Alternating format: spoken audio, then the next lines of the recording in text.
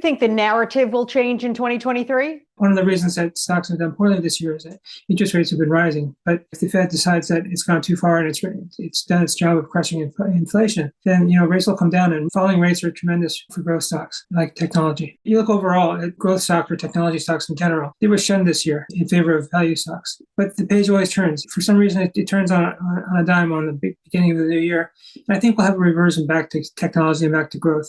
And if that's the case, stocks like Google are going to look incredibly cheap.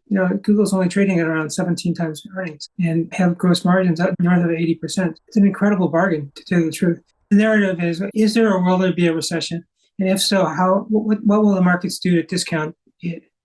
By lowering the average price earnings ratio or increasing the VIX to register the fact that there's going to be a lot of uncertainty. The VIX is just a measure of volatility, and volatility is a measure of investor unease. So if we can figure out those two things, then we're going to have a very successful 2023. The markets are always a mean reverting system, right? So you go from a period of extreme happiness to extreme unease. And it's at that point of a maximum fear that markets tend to turn around.